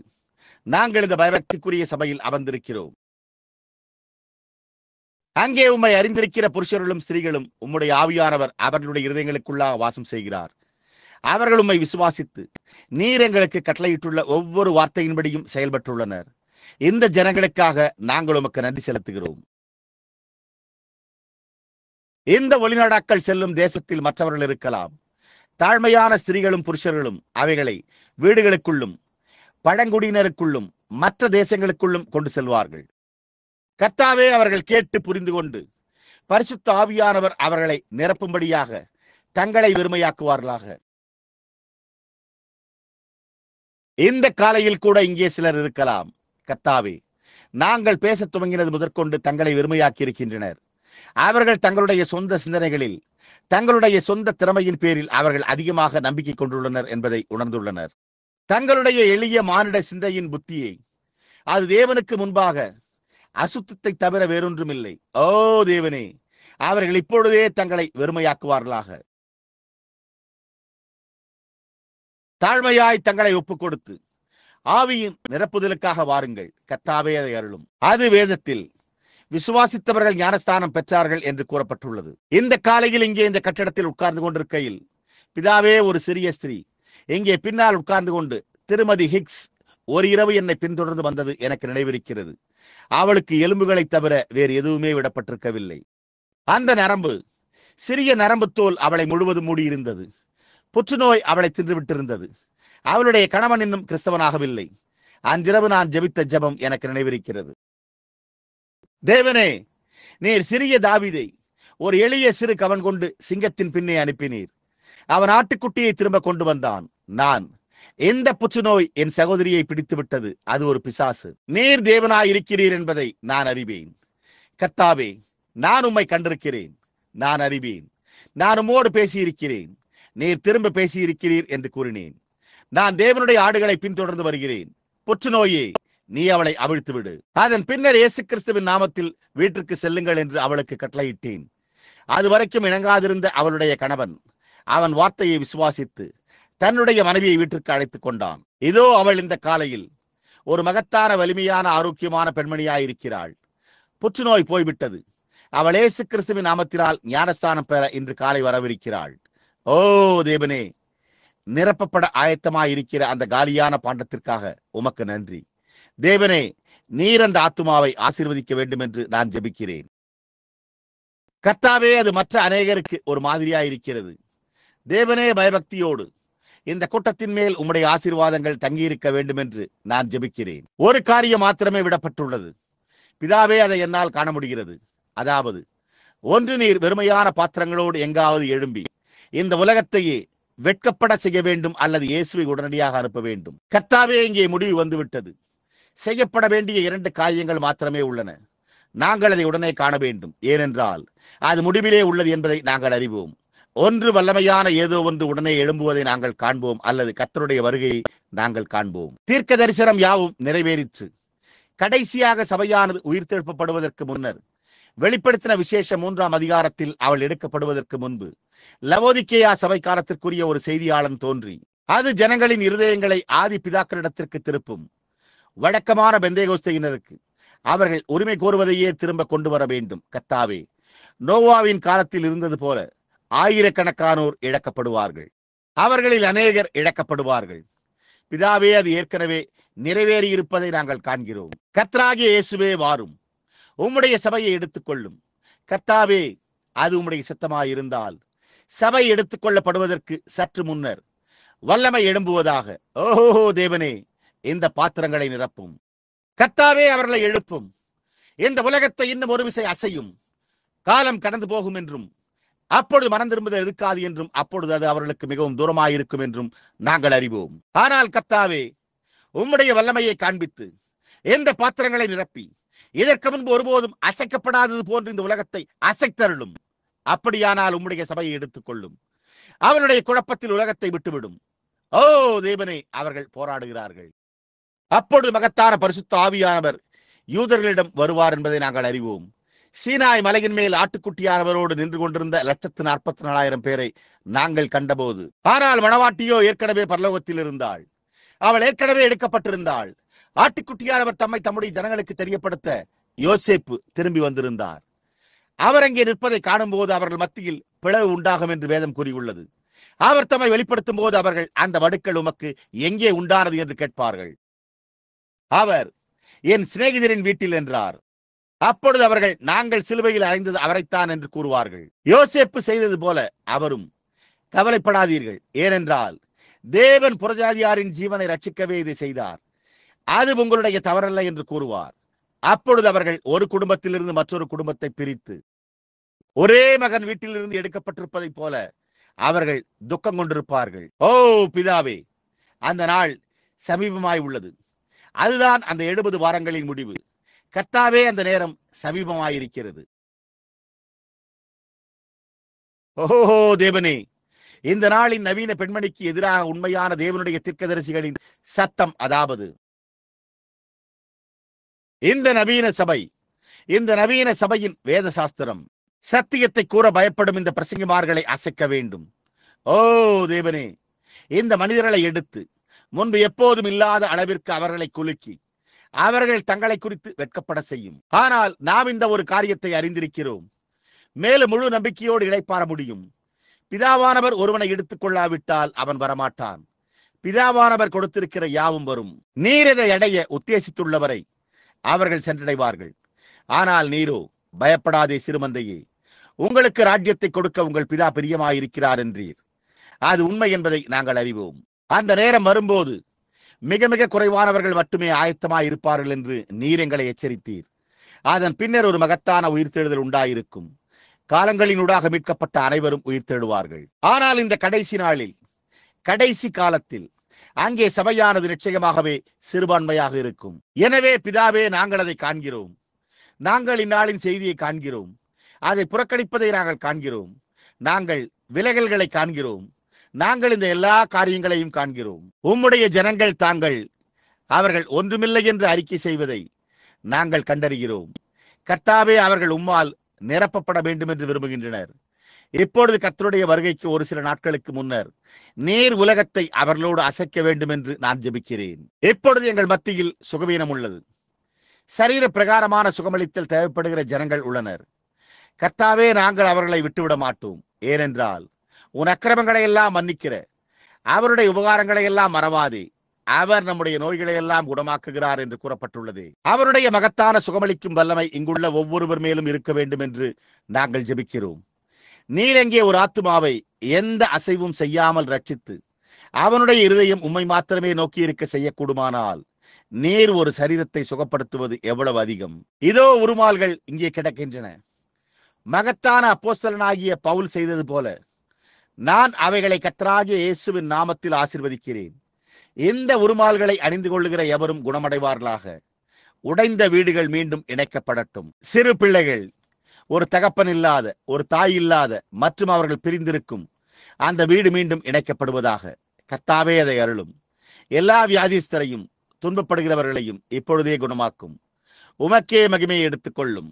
கர்த்தாவே, எங்களுடைய கண்கள் மேலே உயர்த்தப்பட்டு உம்மை நோக்கியவாறு எங்கள் இருதயங்கள் உயர்த்த முயற்சித்துக் கொண்டிருக்கிற நாங்கள் இவ்வுலகில் இணைக்கப்பட்டிருக்கிறோம் என்பதையும் கூட மறுதளிக்கிறோம். வேதம் ஆபிரகாம் வாக்குத்தத்தம் பண்ணப்பட்ட தேசத்தில் பரதேசிகளாய் சஞ்சரிக்கும்படிக்கு தன்னுடைய வீட்டை விட்டு புறப்பட்டு தான் இவ்வுலகத்திற்குரியவன் அல்ல என்றும், ஆனால் அவன் ஒரு பரதேசி என்றும் ஒரு அந்நியன் என்றும் அறிக்கை செய்தான் என்று கூறியுள்ளது. ஆபிரகாம், ஈசாக்கு, யாக்கோபு அவர்கள் எல்லோரும் எந்த உலகத்திற்குரியவர்கள் அல்ல என்ற இந்த சாட்சியை உடையவர்கள். தேவன் தாமே கட்டி உண்டாக்கின ஒரு நகரம் உண்டு என்றும் அவர்கள் அந்த வழியாய் சென்று கொண்டிருக்கிறார்கள் என்றும் அவர்கள் எளிமையாக அறிவிக்கிறார்கள். பிதாவே, நான் ஜெபித்துக் கொண்டிருக்கையில் இருதயங்கள் இப்பொழுதே மாற்றப்பட்டு மனப்பான்மை எடுத்து போடப்படுவதாக. ஞானஸ்தான ஆராதனைகள் வரும்போது ஜனங்கள் மத்தியில் இப்படிப்பட்ட ஒரு பரபரப்பு உண்டாவதாக. இதுவரை இதை பற்றி நினைக்காதவர்கள் இருக்கலாம். அது வெளிப்படுவதாக. நீர் அழைத்திருந்த யாவரையும் நீர் அனுப்புவதாக கூறினீர். எப்பொழுது கர்த்தாவே, நான் அவை எல்லாவற்றையும் கர்த்தாவே ஒன்றுமே இல்லாத ஒரு ஏழ்மையான பாத்திரத்திலிருந்து இந்த சிறிய நொறுக்கப்பட்ட செய்தியோடு உம்மிடம் சமர்ப்பிக்கிறேன். நீர் மாத்திரம் அந்த வார்த்தைகளை எடுத்து அவைகளை ஜனங்களின் இருதயங்களில் உருக்கி அதிலிருந்து அவர்கள் ஒருபோதும் விலகி செல்ல முடியாதபடி செய்வீராக. கர்த்தாவே, அதை அருளும். இயேசு கிறிஸ்துவின் நாமத்தில் அதை இப்பொழுது உம்மிடம் சமர்ப்பிக்கிறேன். ஆமேன். நீங்கள் உங்களுடைய தீர்மானத்தை செய்யும் போது நீங்கள் முடிவு செய்யுங்கள். நீங்கள் ஏன் இரண்டு கருத்துகளுக்குள்ளே தரித்திருக்கிறீர்கள்? அவர் என்ன கூறினார் என்பதை நீங்கள் கேட்டீர்கள். தேவன் தேவனாய் இருந்தால் அவரை சேவியுங்கள். உலகமானது தேவனாய் இருந்தால் அப்படியே தொடர்ந்து செல்லுங்கள். பார்த்தீர்களா? ஸ்தாபன வழி சரியானதாய் இருந்தால் அதனோடு செல்லுங்கள். ஆனால் வேதாகமம் சரியாயிருந்தால் அப்பொழுது அதற்கு வாருங்கள். பார்த்தீர்களா? இந்த வேளையிலே நீங்கள் யாரை சேவிப்பீர்கள் என்பதை தெரிந்து கொள்ளுங்கள். இப்பொழுது நாம் அப்படியே ஆவியில் ஒரு பாடலை பாடுவோம். வேதம் அவர்கள் ஒரு பாடலை பாடிவிட்டு புறப்பட்டு சென்றனர் என்று கூறியுள்ளது. நான் அவரை நேசிக்கிறேன் என்ற இந்த புகழ்பெற்ற பழைய பாடலை நம்முடைய தலையும் இருதயங்களும் அவரண்டை வணங்கியிருப்பதோடு நாம் பாடுவோமாக. எப்பொழுது நீங்கள் என்ன செய்ய போகிறீர்கள் என்பதை தீர்மானியுங்கள். கிறிஸ்துவுக்காக உங்களுடைய தீர்மானத்தை உங்களால் செய்ய முடியுமா? ஒரு தீர்மானம் அல்ல, சரியாக உங்களை வெறுமையாக்கிக் கொள்ளுங்கள். கர்த்தாவே, நான் நல்லவன் அல்ல, எனக்குள் எந்த நன்மையும் இல்லை, எனக்கு தெரிந்த எல்லாவற்றையும் நான் மறக்கட்டும். இப்பொழுது வாரும். கர்த்தராகிய இயேசுவே, இது என் தலைக்கு மேலே செல்ல அனுமதிக்காதேயும். கர்த்தாவே, நான் அதை ஏற்றுக்கொண்டு உம்முடைய ஆவியினால் நிரப்பப்படட்டும். இந்நாள் முதற்கொண்டு நான் முழுவதும் உம்முடையவனாயிருப்பேனாக. இப்பொழுது அப்படியே ஜெபியுங்கள். தேவனிடத்தில் ஒரு சிறு ஜெபம். இந்த எளிய ஜெபம் பிள்ளைகள் யாவருமே. அப்படியே உங்கள் இருதயத்தில் மனந்திரும்புங்கள். விசுவாசித்திருக்கிற இவர்கள் தேவனுக்கு முன்பாக உங்களை வெறுமையாக்கி இனி எந்த காரியமும் உங்களை தடை செய்யாது என்றும், நீங்கள் எந்த திறமையையும் ஒருபோதும் அறிக்கை செய்ய மாட்டீர்கள் என்றும், நீங்கள் அதை தேவனோடு ஒரு தெளிவான, சுத்தமான, உண்மையானதாக்க விரும்பினால் அந்த தொட்டியில் தண்ணீர் ஞானஸ்தானத்திற்காக ஆயத்தமாகிக் கொண்டிருக்கிறது. ஸ்திரீகள் என்னுடைய வலப்பக்கமாகவும் புருஷர்கள் என்னுடைய இடது பக்கமாகவும் செல்லட்டும். ஞானஸ்தான ஆராதனை இன்னும் சிறிது நேரத்தில் இருக்கும். வெறுமையாக்கப்பட்டவர்கள், நீங்கள் போதகர்கள் கூறுவதையும் மத போதகர்கள் கூறுவதையும் நம்ப ஆயத்தமாயிராதவர்கள், ஸ்தாபனங்கள் என்ன கூறினாலும் ஆனால் கர்த்தருடைய வழியை எடுத்துக்கொண்டு கர்த்தர் உரைக்கிறதாவது என்பதை விசுவாசிப்பவர்களே இப்பொழுதே வாருங்கள். அது இங்குள்ள பெண்களாகவும் இங்குள்ள புருஷர்களாகவும் இருக்கும். அதுவே உங்களுடைய பீட அழைப்பு. விசுவாசித்தவர்கள் வந்து ஞானஸ்தானம் பண்ணப்பட்டார்கள் என்பதாகும். இந்த காலையில் இங்கே எத்தனை ஸ்திரீகள் நான் கர்த்தராகிய இயேசுவின் நாமத்தில் இதை கூறுகிறேன், உங்களில் எத்தனை பேர் நீங்கள் வைத்துள்ள அந்த குட்டையான தலைமுடியை குறித்து வெட்கப்படுகிறீர்கள்? தேவன் தம்முடைய கிருபையினால் அதை உங்களுக்காக வளரவிட வேண்டும் என்று விரும்புகிறீர்களா? தேவன் உங்களை ஆசீர்வதிப்பாராக. உங்கள் மனைவி சிகரெட் பிடிக்க நீங்கள் அனுமதித்து உங்களுக்கு சொந்தமான கால் சட்டைகளை அணிய நீங்கள் அனுமதிப்பதை குறித்து எத்தனை புருஷர்கள் வெட்கப்படுகிறீர்கள்? வேதமோ அது தேவனுடைய பார்வையில் அருவருப்பானது என்று கூறியுள்ளது. தேவனால் மாற முடியாது என்பதை நீங்கள் அறிவீர்களா? அவர் மாற முடியாது. ஒரே சுவாபத்தை உடையவராயிருக்கிறார். அது பரிசுத்தமாய் உள்ளது. அவர் மாற முடியாது. நீங்கள் அவரை போல் ஆகவில்லை என்றால் நீங்கள் அவரை காண மாட்டீர்கள். பரிசுத்தம் இல்லாமல் ஒருவனும் கர்த்தரை தரிசிப்பதில்லை. தளர்கால் சட்டைகளை அணிந்து கொண்டிருந்தால், தேவனுக்கு அவருடைய வயிற்றை சுகவீனப்படுத்தி வாந்தி எடுக்க செய்தால், அவர் சுகவீனமாயிருக்கிறார். அருவருப்பு, அசுத்தம். நீங்கள் எப்படி அந்த விதமான ஒரு ஆவியை உங்களுக்குள் பெற்றுக்கொண்டு பரலோகத்தை அடையப் போகிறீர்கள்? தேவன் ஒரு ஸ்திரீ தன்னுடைய தலைமுடியை வெட்டுவது ஒரு அவமானமாக இருக்கும் என்று கூறின போது நீங்கள் எப்படி குட்டை முடியுடன் பரலோகத்திற்கு செல்வீர்கள்? அவள் ஒரு மனைவியாய் இருப்பதற்கான கொள்கைகளையே மறுக்கிறாள். தேவன் மாறுகிறதில்லை. அது அவருடைய வார்த்தையாயிருக்கிறது. நண்பனே, நீ செவி கொடுப்பது நலம். அதை செய்ய உங்கள் மனைவிகளை அனுமதிக்கும் புருஷர்களே, நீங்கள் உங்களை குறித்து வெட்கப்படவில்லையா? நீங்கள் வெட்கப்படவில்லையா?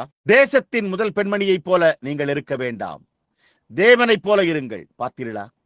இந்த நவீன உலக போக்கிலிருந்து உங்களை வெறுமையாக்குங்கள்.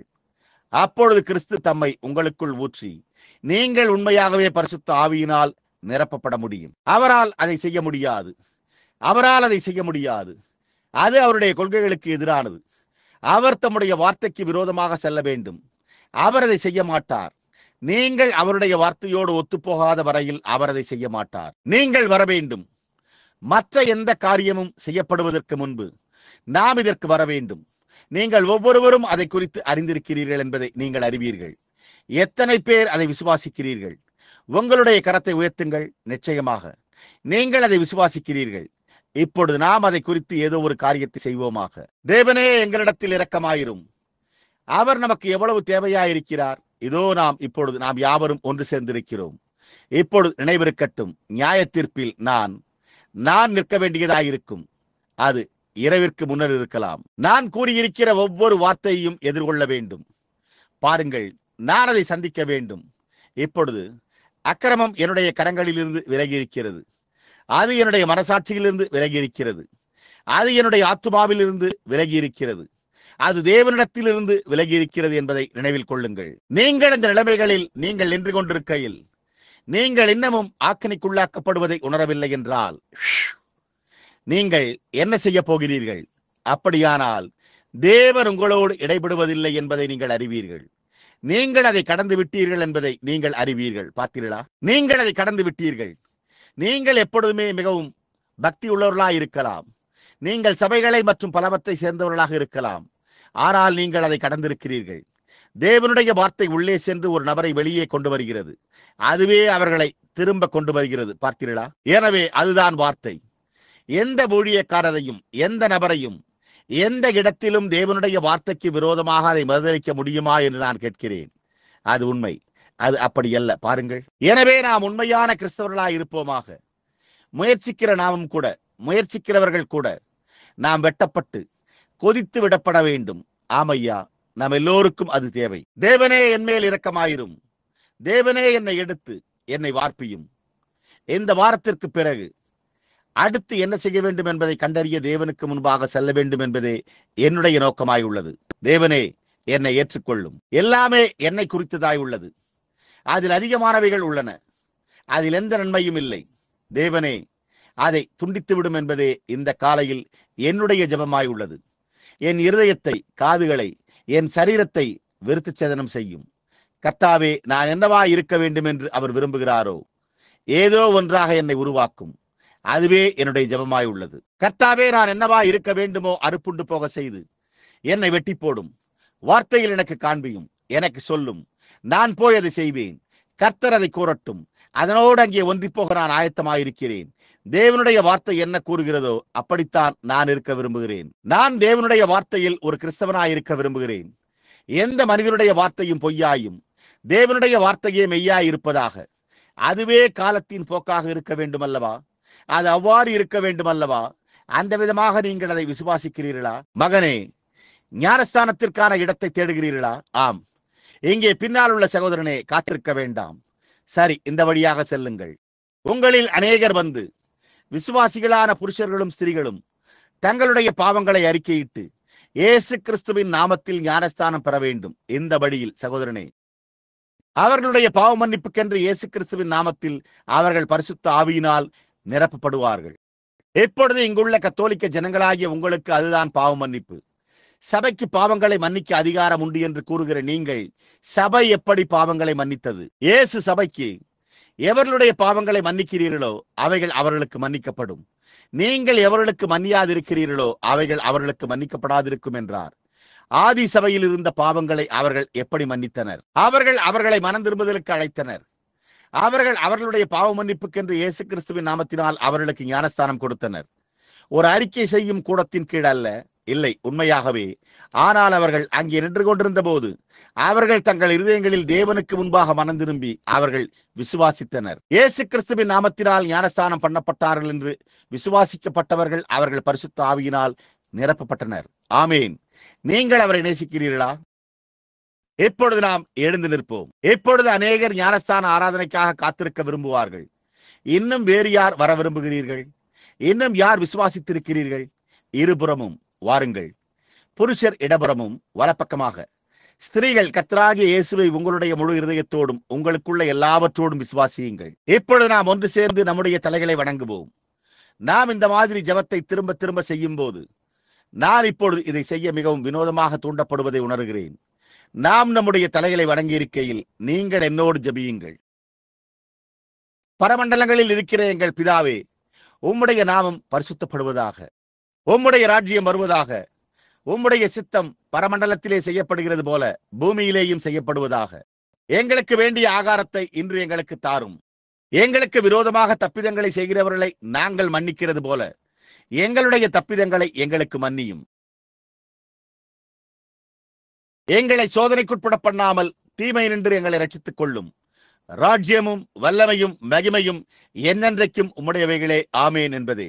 இப்பொழுது நாம் நம்முடைய தலைகளை வணங்கியிருப்போமாக. நான் சகோதரன் நெவில் அவர்களை வந்து ஆசீர்வாதத்தை கூறும்படியும் அவருடைய இருதயத்தில் என்ன இருக்கிறது என்றும் கூறும்படி கேட்டுக்கொள்ளப் போகிறேன். இப்பொழுது ஆயத்தமாய்க் கொண்டிருக்கிற ஞானஸ்தான ஆராதனையை குறித்து அறிவிப்பேன். தேவன் உங்களை ஆசீர்வதிப்பாராக என்பதே என்னுடைய ஜெபமாகும். நான் உங்களுக்காக ஜெபிப்பேன், நீங்கள் எனக்காக ஜெபியுங்கள். எனக்கு உண்மையாகவே உங்களுடைய ஜெபங்கள் தேவை. We just love you. We appreciate you this morning, Lord. Oh, without you we are nothing. You're our reason to live. You're our hope. You're our refuge. You're our strength. Oh, we just love you.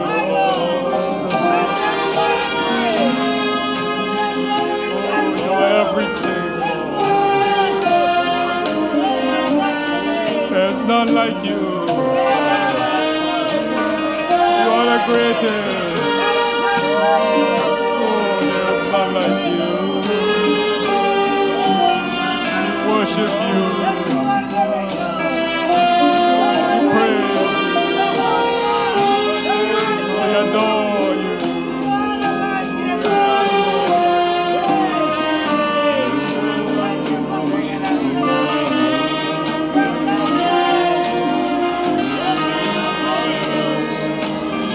We are bound to praise you, Lord. You have been so good to us, Lord. Oh, yes, Father.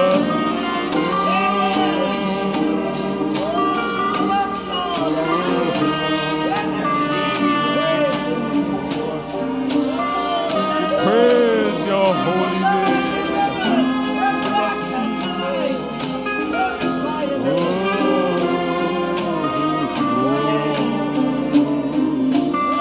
We love you with all our hearts, all our souls, all our mind.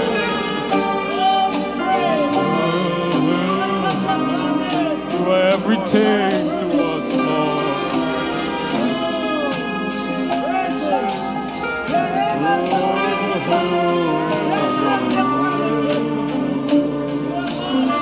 You inhabit the praises of your people, Lord. Oh, we love you. We adore you. We worship you, Lord, in spirit and in truth. For the reason that we live is to worship you.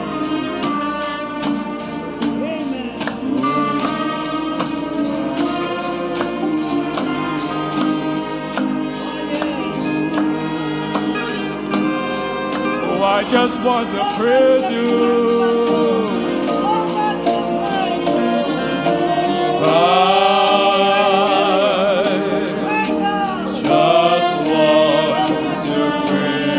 Just lift my hands and sing.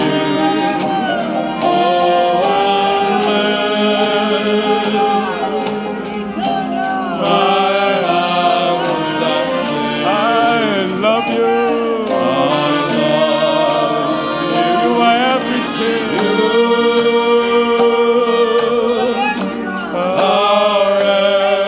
Everything to me. And I exalt.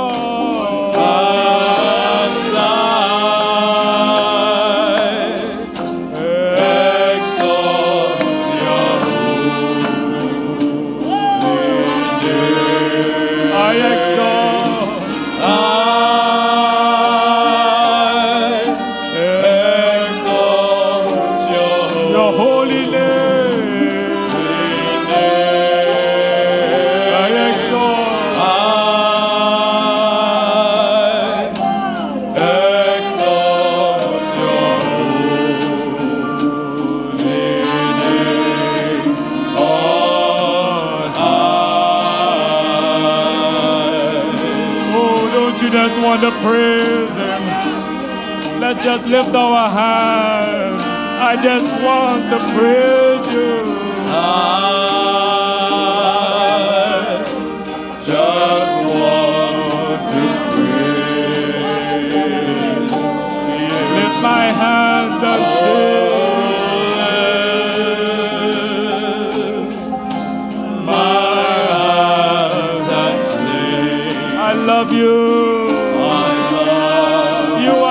Everything to you are everything to me, and I exalt.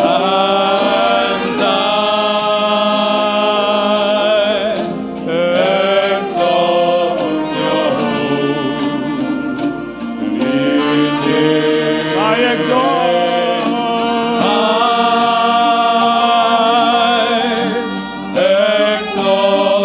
your holy name. I exalt.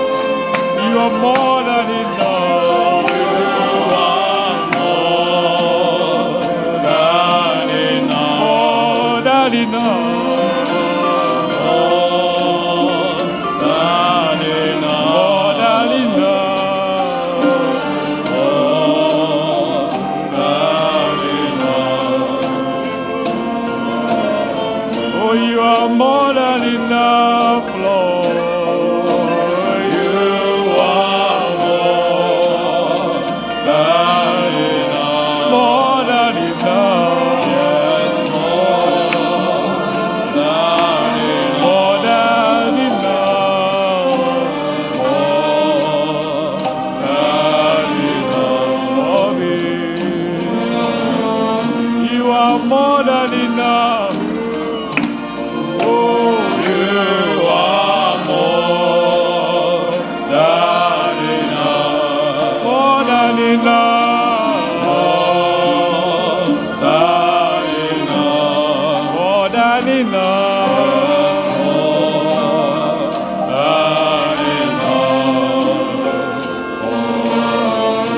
You are more than enough, my Lord. You are more than enough. More than enough. More than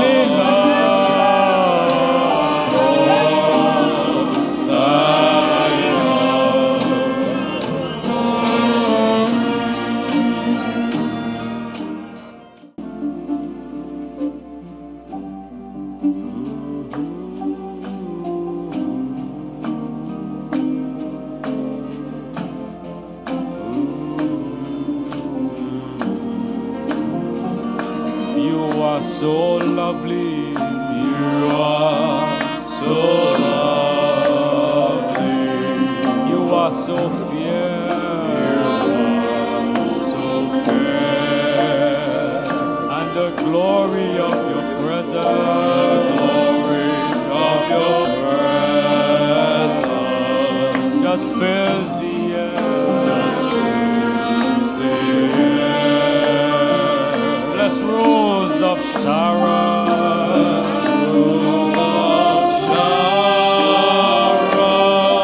I praise your name. I praise your name. You are so lovely.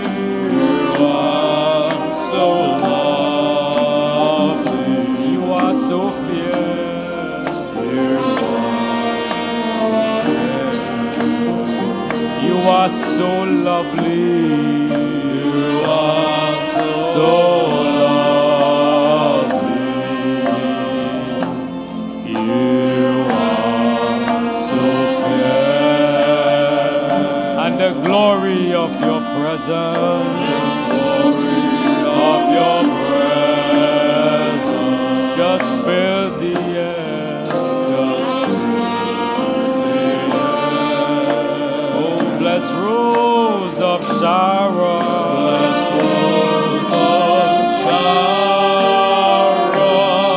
Praise your name. I praise your name. Oh, you are so lovely. You are so lovely. You are so fierce.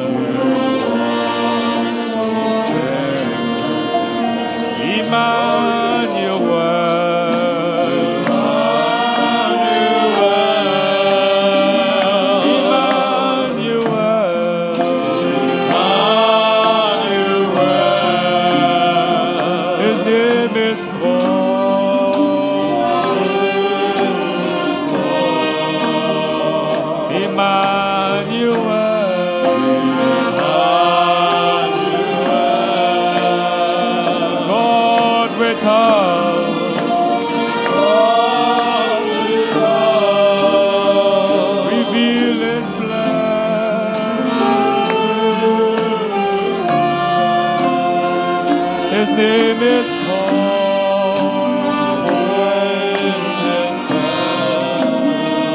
Emmanuel.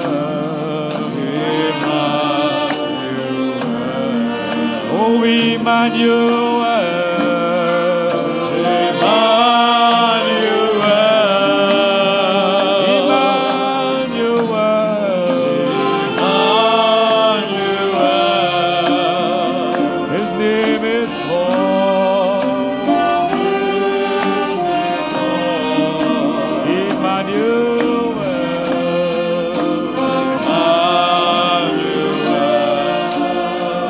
God with us, God with us, revealed in flesh. His name is called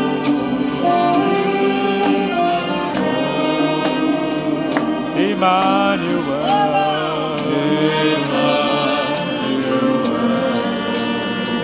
Oh, you are so lovely. You are so lovely. You are so fair. So fair. And the glory of your presence Of your presence. just fills the air. Bless Rose of Sharon. I praise your name. I praise your name. Oh, you are so lovely. You are so fair. Oh, you are so lovely. You are so lovely. You are so fair. And the glory of your presence Of your presence. just fills the air. Bless Rose of